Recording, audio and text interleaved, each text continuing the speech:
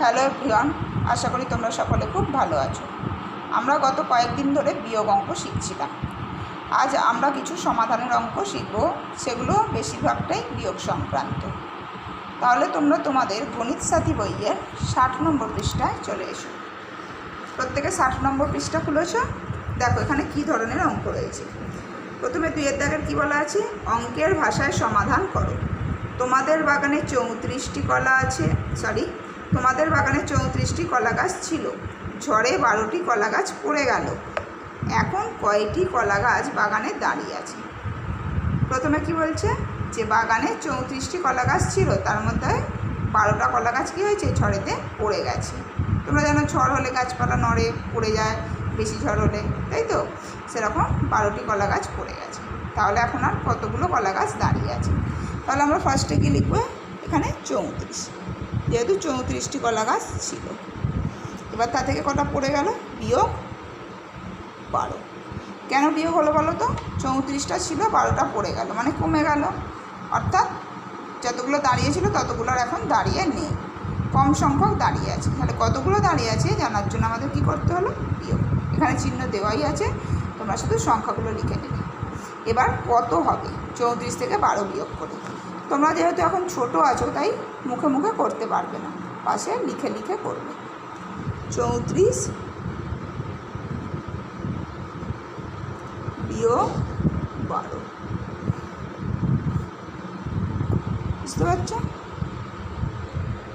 তাহলে 2 এর পর কত লিখতে হবে, 2 এর পর কত লিখতে হবে না, 2 এর পর কত গুনতে হবে, 4।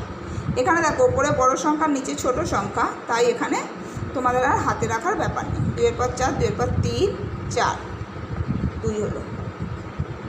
এবার 1 এর পর কত, 3, 1 এর পর 2, 3, 2 হলো। তাহলে কতগুলো কলা গাছ দাঁড়িয়ে রইল, 22টি। সমাধানের অঙ্ক বা লেখা অঙ্ক করার সময় তোমরা জেনেছো যে উত্তর লিখতে হয়। তাহলে উত্তরে কী লিখবে, যে বাগানে এখন 22টি কলা গাছ দাঁড়িয়ে আছে। এখানে তাহলে লেখো 22, বুঝে গেল? ওকে, নেক্সট অঙ্কটা আমি পড়ে দিচ্ছি। দেখো কয়েকটা, জন্মদিনে পিসি তোমাকে 50 টাকা দিয়েছিলেন।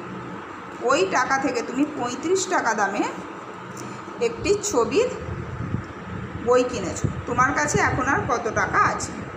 পিসি তাহলে তোমাকে কত টাকা দিয়েছিলেন, 50 টাকা। তাহলে এখানে 50 লিখলে।